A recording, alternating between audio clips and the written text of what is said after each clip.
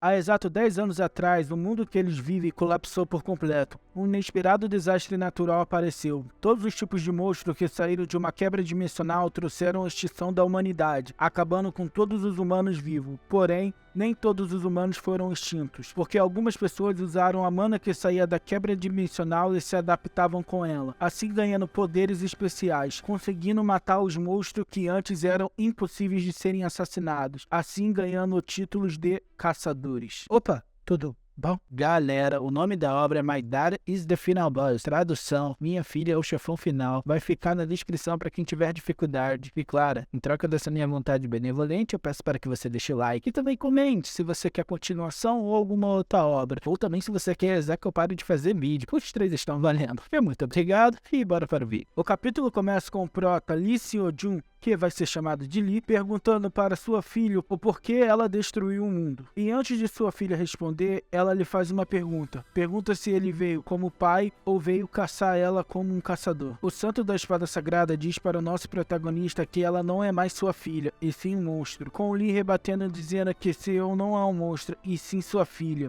O santo da espada sagrada diz para Lee que não vai obrigar ele a participar da luta, e diz para ele recuar, enquanto Lee aponta a arma para todo o seu grupo dizendo desculpa, e falando que não veio para caçar Seo e sim proteger sua filha, o que faz Seo ficar comovida. Após Lee tentar enfrentar o santo da espada sagrada, ele perde, resultando em sua morte e despertando a fúria da sua filha. Assim acontecendo a missão final da Terra, derrotar o chefe final, matar a bruxa Lee Seo. No seu fim, o prota deseja começar tudo de novo para consertar seu erro, e o sistema concede uma missão única: mude o futuro. Assim fazendo Lee regressar no tempo. Lee acorda em 21/5/2025, lembrando que morreu no Monte Seul, e lembra que em seus últimos momentos finais o sistema lhe deu um aviso de regresso. Alguém bate na porta chamando por Lee. Lee fica surpreso ao reconhecer a voz e sai correndo para atender. Ao abrir a porta, ele vê uma mulher dizendo: Seul, por favor, cumprimente seu pai. O Lee olha para a garota e uma quest única aparece: prevenir os 5 infortúnios de Seul. O protagonista tem um flashback momentâneo que antes, quando essa mulher disse para ele que essa garota realmente era sua filha e que se chamava Seo-jun, ele a recusou prontamente, dizendo que ela podia ser de outra pessoa e que não tinha como provar no momento que era filha dele, então era para elas se retirarem e voltar depois, que ela não tivesse usando essa criança para ameaçar ele. E ele lembra que esse foi um dos 5 infortúnios de Seul, o que fez uma criança como ela destruir o mundo. Ele diz que no passado ele nunca fez nenhuma boa memória com sua filha e mesmo depois da morte de sua mãe, ele deixou ela sozinha, sem nenhum cuidado, enquanto trabalhava para pagar uma pilha de dívidas, e afirma que o motivo de Seo no futuro se tornar uma bruxa e destruir o mundo foi por culpa dele. Voltando para o presente atual, voltamos à cena da mulher dizendo que é difícil dele acreditar, mas essa garota é realmente sua filha. Mas antes da mulher explicar, Ali interrompe ela e diz acreditar nela, sobre ela ser sua filha, e convida as duas para entrar, dizendo que elas devem estar cansadas, e diz que vai acompanhar a sua princesa para dentro de casa. A Aifuzinha fica suspeitando de Lee, porque ele sempre foi um cara bagunçado, dizendo que ele mudou a sua maneira de agir e até arrumou a sua casa e está brincando com a Seo, mesmo sendo a primeira vez que ele a conhece. Ela diz para ele que ele mudou muito e que até ontem ele era uma criança imatura. Ele rebate dizendo que todo mundo muda com o tempo. Ele pergunta para ela por que ela manteve esse segredo por tanto tempo. Ela diz que eles terminaram em uns termos ruins, e ela só descobriu que ela estava grávida quando ele foi recrutado. Ela originalmente pretendia cuidar dela sozinha, mas ela foi até ele porque as coisas não estavam dando certo para ela, dizendo que houve um acidente onde toda a sua casa foi destruída. Ela diz que não vai pedir para ele se responsabilizar, dizendo que foi escolha dela dar a luz a ela, porém ela se recusa a deixar uma criança dormir em um motel. Então pede para ele deixar elas ficarem um tempo, e que se ele não tiver um quarto, a dispensa irá servir. Ele a interrompe dizendo que ela pode fazer o que ela quiser, aliás, ela é a filha dele também, e que se eles não tiverem espaço suficiente, eles podem se livrar de algumas coisas, e pergunta onde está as coisas dela para ele ir buscar. Ela fica assustada, pensando que ele não seria um homem que simplesmente permitiria algo assim, dizendo que ele era uma pessoa imatura, e que sempre tudo terminava em briga, e que honestamente ela veio esperando ouvir palavras duras dele. Após retornar, Ali diz para Aifu que talvez seja repentino ouvir o que ele vai dizer agora, porém ele acha que eles deveriam deveriam se casar. Ele reflete que ela provavelmente vai dizer não, e ele sabe que tudo que ele tá fazendo é repentino, porém ele diz que se ele não falar isso agora, provavelmente no futuro ele vai se arrepender, e que ele precisa se responsabilizar pelas coisas que ele fez, e que ele notou que depois da morte de sua waifu, ele percebeu o quão importante ela era para ele. Voltando para a realidade, nossa waifu diz que veio até ele porque estava numa situação difícil, e não porque tinha sentimentos por ele. Ele diz que está tudo bem, que eles terminaram em uma situação ruim, e que seria estranho se ela tivesse sentimentos por ele ainda. Mas ela diz que trazer esse assunto de casamento à tona de repente é complicado, e que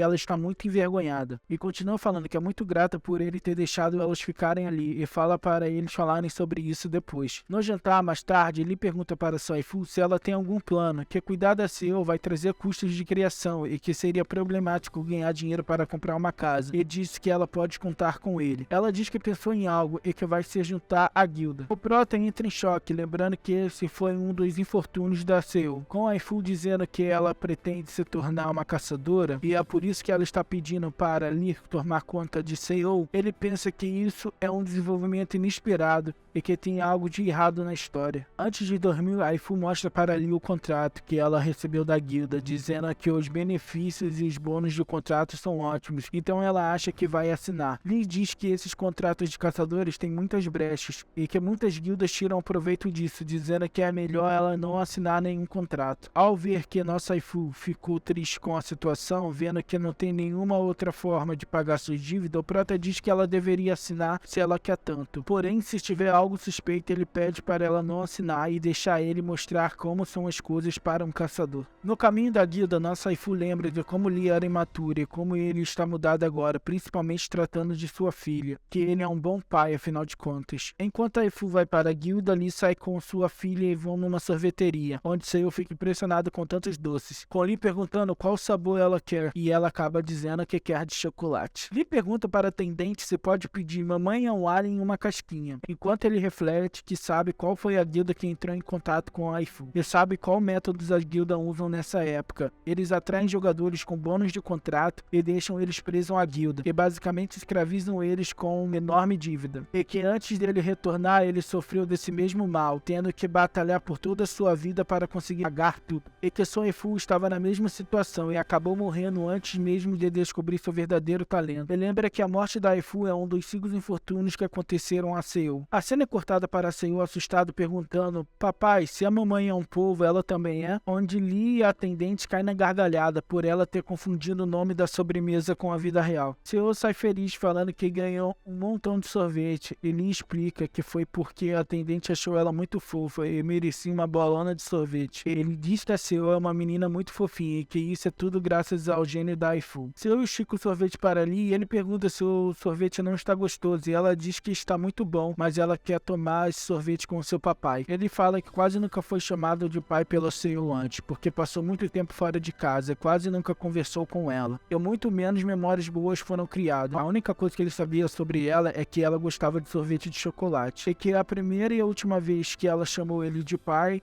não foi em um momento bom. Ela estava sendo raptada e suplicava para seu pai salvá-la. E que agora, além de impedir os infortúnios de Seo, ele quer ter o máximo de lembranças boas com ela. Uma sirene toca avisando que aconteceu uma quebra inesperada de portal. Normalmente, esses lugares são calculados antes da quebra do portal, e os caçadores ficam à espera. Porém, essa sirene significa que tem uma quebra inesperada se formando. Ele diz que existe uma pequena probabilidade de uma quebra inesperada se formar, e que isso nunca aconteceu antes do seu retorno. Enquanto ele corria para casa, o termo efeito borboleta surgiu em sua mente, e que Unie nunca deixou ninguém cuidar de Seo, e agora do nada ela deixa ele cuidar dela, e a quebra inesperada se formou, e que todas essas mudanças ele estava presente. E como ele acabou mudando o futuro, algo foi mudado também, mas ele diz que não fez nada para que pudesse formar uma quebra inesperada. Um portal surge na frente deles, um monstro chamado de Touro de Creta surge, e o prota pensa que não seria um problema antes de sua regressão, mas no momento atual ele está no no nível de um humano normal e que a única coisa que ele pode fazer agora é correr. Seo grita dizendo: papai é atrás de você. O Proto pergunta se Seo se machucou e pede para ela se esconder entre os dois prédios, até que ele peça para ela sair. Ele percebe que o monstro está mirando nele. Aqui parece que os monstros têm uma habilidade de marcar uma pessoa. O touro dá uma investida e ele procura uma arma para lutar com o touro, e esquiva de seu ataque e fala que só conseguiu sobreviver graças à pouca mana que ele tinha e que colocou em seu corpo, mas isso tem um limite. Ele fala que mesmo sendo uma lança feita de vassoura, ele diz que tem que tentar, porque não tem como ele fugir agora que foi marcado, e que precisa resistir por 5 minutos até a ajuda chegar, e que se ele conseguir aguentar, a Seo estará segura.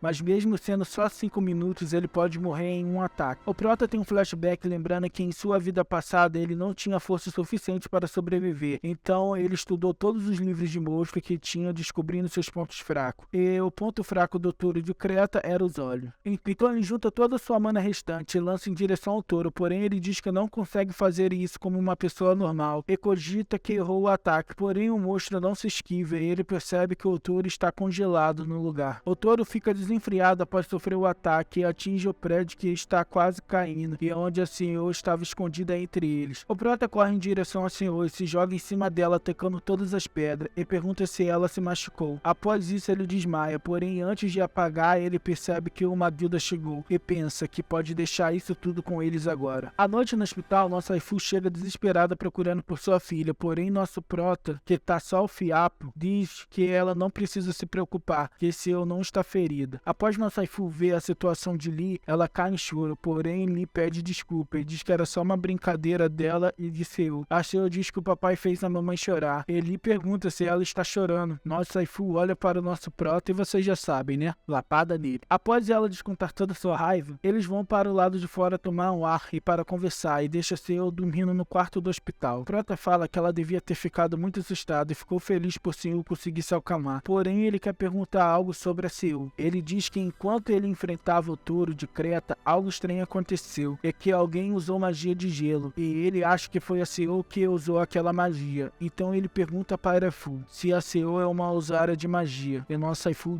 o que você acha? E se vocês querem continuação dessa obra ou recomendar alguma, deixa nos comentários. Não se esqueça de dar like, se inscrever e tchau!